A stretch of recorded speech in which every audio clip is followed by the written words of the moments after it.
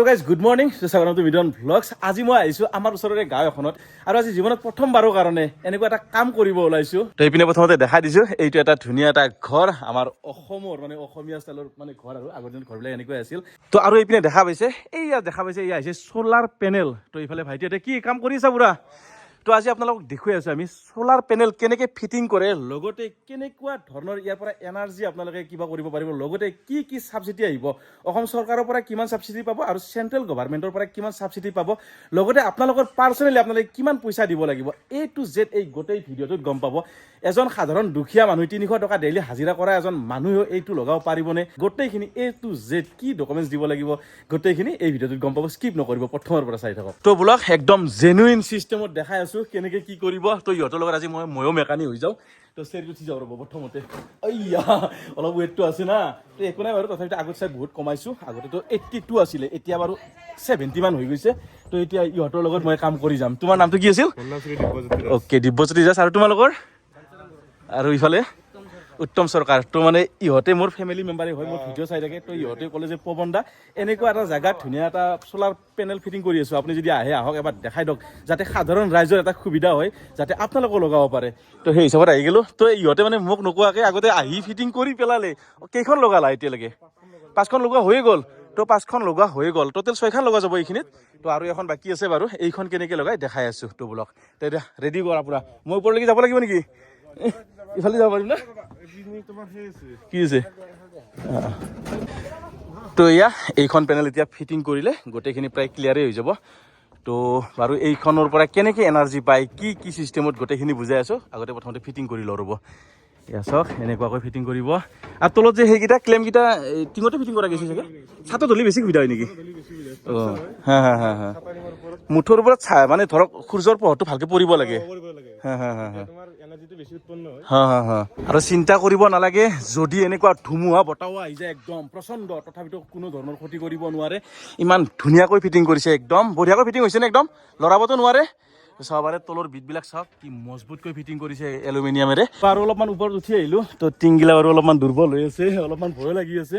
তো বাকী এই আঁচবিলাকক কি বুলি কোৱা যায় ন? চেল বুলি কয়। এইটোৰ পৰাই পাৱাৰ জেনেৰেট হয়, ইনভাৰ্টাৰ লাগি যাব ন? তো এইটো হৈছে চেল। তো 1, 2, 3, 4, 5, 6খন টোটেল পেনেল ফিটিং কৰা গৈছে। আৰু এখনত কিমান ৱাটকৈ আছে? 550কৈ আছে। তো সেই হিচাপত চাব গ'লে 3 কিলো প্লাছ, 3 কিলোৰ বেছি হৈ যায়। তো 3 কিলো ধৰক, আৰু টোটেল 3 কিলো ৱাটৰ গোটেই 3 কিলো পাব আৰু ন? তো 3 কিলো পাব আৰু টোটেল পাৱাৰ জেনেৰেটটো। তো এইপিনে গোটেইখন পূৰা ফিটিং হৈ গ'ল। তো এতিয়া আমি তললৈকে নামি যাব লাগিব।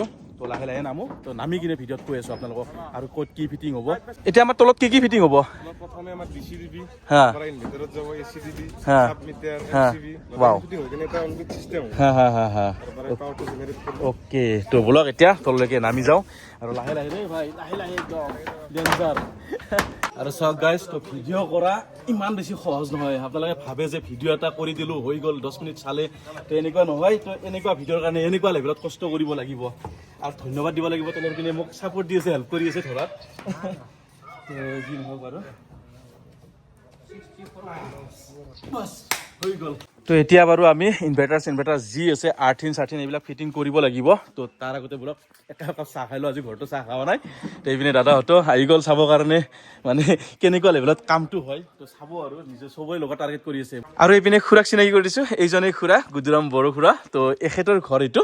তো এখেতৰ ঘৰতে এইটো ফিটিং কৰা গৈছে। তো কামখিনি প্ৰায় আমাৰ খতমেই হৈ গ'ল, 80 to 90% মান হৈ গ'ল না ভাই? একদম 90% প্ৰায় হৈ গ'ল। বুজাই আছোঁ ৰ'ব ক'ৰ পৰা কেনেকৈ কি হ'ব। তো এতিয়া আৰ্থিনটো পুতিব লাগিব। আৰ্থিনটো মেইন। আৰ্থিন পুতা হ'ল নেকি? হৈ গ'ল। তো আৰ্থিনটো পুতা গৈছে সেইফালে, ৰ'ব দেই একদম দেখাই দি আছোঁ। এইখিনিত পুতা গৈছে ন আৰ্থিনটো? অ'কে, তো এইখিনিত আৰ্থিন পুতা গৈছে। তো এতিয়া বাকী আৰু এইপিনে অকণমান আছে, 5 মানে ধৰক আৰু 10% মান আছে আৰু তাৰপিছত হৈ যাব। আৰু এই কামটো যে কৰি আছে, এই কামটো কৰিছে PM সূৰ্যা ঘৰ মুফ্ত বিজুলী যোজনাৰ খোজনত কৰিছে। আৰু এইটো হৈছে সম্পূৰ্ণ চৰকাৰী আঁচনি। ইয়াৰ কাৰণে আপুনি কোনো ধৰণৰ পইচা দিব নালাগে। এজন সাধাৰণ দুখীয়া শ্ৰেণীৰ মানুহে এই কামটো এই বস্তুখিনি লগাব পাৰিব কোনো পইচা নোহোৱাকৈ তাৰ কাৰণে চৰকাৰৰ ফালৰ পৰা ধুনীয়া সাবসিডি দিছে চেন্ট্ৰেল চৰকাৰৰ পৰা দিছে ৮৫,৮০০ টকা আৰু অসম গভৰ্ণমেণ্টৰ পৰা দিছে ৪৫,০০০ টকা আৰু যদি আমি গোটেইখিনি চাব যাওঁ তেতিয়াহ'লে মুঠ সাবসিডি হৈ গ'ল ১,৩০,৮০০ টকা তো গমেই পালে টোটেল আছিল ১,৯৮,০০০ টকা চেন্ট্ৰেলৰ পৰা পালে আপুনি ৮৫,৮০০ টকা আৰু ষ্টেটৰ পৰা পালে আপুনি ৪৫,০০০ টকা এইখিনি আপোনাৰ সাবসিডি এইখিনি পইচা আপুনি দিবই নালাগে মাত্ৰ পইচা দিব লাগিব আপুনি ৬৭,০০০ টকা আৰু আপুনি যিটো আপোনাৰ ৬৭,০০০ টকাটো আপুনি দিব লাগিব সেইটো আপুনি আপোনাৰ মানে একবাৰতে দিব নালাগে এইটো আপোনাক ভাগ ভাগ কৰি দিব লাগিব মানে কেনেকুৱা ধৰণৰ আপোনাৰ সুবিধাৰ কাৰণে মাহত যাতে ৪০০ ৫০০ ৬০০ টকাকৈ পৰে এনেকুৱা হিচাপত বস্তুটো ভগাই দিব মান্থলি তাৰমানে আপোনাৰ ধৰক আৰু ৫০০ টকাকৈ পৰিব আৰু বেছিও নহয় আৰু এইপিনে আমাৰ ভেণ্ডৰ দ্বাৰা চিনাকি কৰি দিওঁ ভেণ্ডৰ মানে কি বুজিয়ে পাইছে তাৰমানে বিক্ৰেতা মানে যিসকলে মানে মাল এই আঁচনিটো যোগাযোগ কৰি দিব আপোনালোকক কি সুবিধা পাব আৰু কি ডকুমেণ্টছ লাগিব আপোনালোকক এখেতসকলে গোটেইখিনি বুজাই দিব আৰু এইটো স্ক্ৰীণত নাম্বাৰ দি আছে দাদাহঁতৰ আপোনালোকে যোগাযোগ কৰিব কি ডকুমেণ্টছ লাগে অসমৰ য'তেই নহওক অল অসমত এওঁলোকে কাম কৰি আছে এখেতসকলৰ লগত যোগাযোগ কৰিব আৰু কি ডকুমেণ্টছ লাগে আপোনালোকে ধুনীয়াকৈ বুজাই দিব দাদা আৰু এইফালে যে দেখা পাইছে এইটো পিঠিখনত PM সূৰ্যা ঘৰ সোলাৰ চিষ্টেম তো এইটো হৈছে এখেতসকলৰ GNL এণ্টাৰপ্ৰাইজ তো দিব্যজ্যোতি দাস বাৰু এওঁৰ নাম বাৰু তো এইটো হৈছে এণ্টাৰপ্ৰাইজটোৰ নাম তো আপোনালোকৰ এণ্টাৰপ্ৰাইজটোৰ নামটো আকৌ এবাৰ কওকচোন মইতো কৈ দিলোৱে MSGL এণ্টাৰপ্ৰাইজ ওকে তো এখেতসকলে ধুনীয়া কোৱালিটিৰ মাল আপোনালোকক দি কিনে যাতে কোনো ধৰণৰ অসুবিধা নহয় গোটেই ভাল মাল ইউজ কৰিব দিয়ক কোনো ধৰণৰ কিবা নাই একদম ফুল গ্যাৰাণ্টি থাকিব ৱাৰেণ্টি থাকিব টেনশ্যন ল'ব নালাগে আৰু ভাইটি গোটেই ক্লিয়াৰ হৈ গ'ল তো গোটেই কাম ক্লিয়াৰ কৰি দিলে আহচোন একবাৰ চাওঁ তো বোলক এবাৰ লাষ্ট দেখাই দিওঁ আপোনালোকক কেনেকুৱা হিচাপত মানে কামটো কৰিলে আৰু মইতো ভাই বিদ্যা হৈছোঁ লাইনৰ লটো ভালকৈ জানা নাছিলোঁ আজি কিন্তু বহুত বস্তু শিকিলোঁ তো আমাৰ দাদাও লাইনৰ কাম কৰে কিন্তু এইটো অলপ কিবা বেলেগ ধৰণৰ তো চাওক এইখিনিয়ে মেইন বস্তু ওপৰত থাকি গ'ল আপোনাৰ চ'লাৰ পেনেল তো তাৰ পৰা কানেকশ্যনটো আহিছে এইটো ন এইটো আহিছে পেনেলৰ পৰা তাৰপিছত এইটো DCDBত সোমাইছে DCDBৰ পৰা ইনভাৰ্টাৰ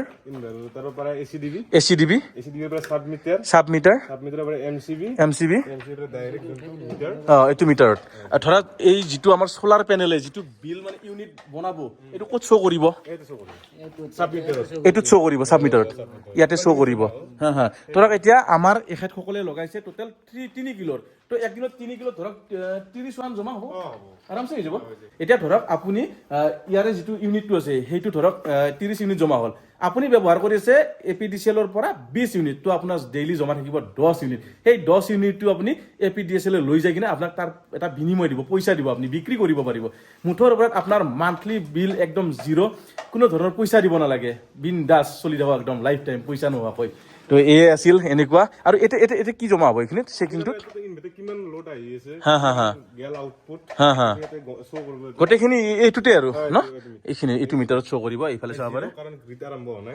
হা তো অকণমান পিছত গোটেইখিনি হৈ যাব তো হৈ গ'ল আমাৰ ফিটিং তো এতিয়া যাব লাগে তো ইহঁতকো বিদায় দিওঁ আৰু নলবাৰীতো কাম চলি আছে তো মানে মই এতিয়া কৈ দিওঁ আপোনালোকক মই এই কামটোৰ লগত মানে ডাইৰেক্টলি জড়িত নহয় আছে ভেণ্ডৰ দাদাহঁতে আছে মই যে অকণমান আগতে ক'লোঁ তেখেতসকলে কিবা কৰিছে মোক জাষ্ট লগত লৈছে যাতে মই ভাল জেগাবিলাকত এই ধুনীয়াকৈ কামটো কৰি দিব পাৰোঁ আপোনালোকে যদি ধৰক কামটো কৰিব বিচাৰে যোগাযোগ কৰিব কমেণ্ট কৰিব আৰু মইতো থাকিমেই লগত মাজে মাজে গৈ থাকিম আৰু কেনেকুৱা সুবিধা পাব মই কৈছোঁৱে এইটো কণ্টেক্ট নাম্বাৰ ইয়াতে ধুনীয়াকৈ আপোনালোকে সুধি ল'ব আৰু এইপিনে খুৰাক ৰখি আছিলোঁ এইফালে খুৰাই গৰুক পানী খুৱাব গৈছিল তো খুৰাও আহি পালে এতিয়া খুৰাৰ পৰা কিছু কথা জানিবলগীয়া আছে মানে খুৰাই কেইটকা দিব লগা হৈছে কি মানে এইটো সুধি দিওঁ এবাৰ আপোনালোকে হয়তো বিশ্বাস নকৰিব পাৰে তো খুৰা এতিয়াৰে পৰা আৰু আপুনি বিনা পইচাত 1 টকা নিদিয়াকৈ আৰু লাইন ব্যৱহাৰ কৰিব পাৰিব এতিয়া এটা সঁচা কথা ক'ব দেই আপুনি যে এই বস্তুটো লগালে কিবা এটা পইচা দিব লগা হৈছে নেকি কিবা অলপ পইচা বৰ্তমান মই 1 পইচা দিব লগা হোৱা 1 টকা দিব লগা হোৱা নাই বেংকত মাত্ৰ যাই মই লেখা পঢ়া কৰিছোঁ তাৰপিছত সেইমতে হৈ একদম কম সময়ৰ ভিতৰতে কামবিলাক হৈ গৈছে বেংকত মোটামুটি 20 দিনমান হৈছে আৰু 20 দিনমানৰ ভিতৰত হৈ গৈছে না তো গোটেইখিনি কাম 20 দিনমানৰ ভিতৰত হৈ গৈছে যিমান ছাবচিডি অসমৰ হওক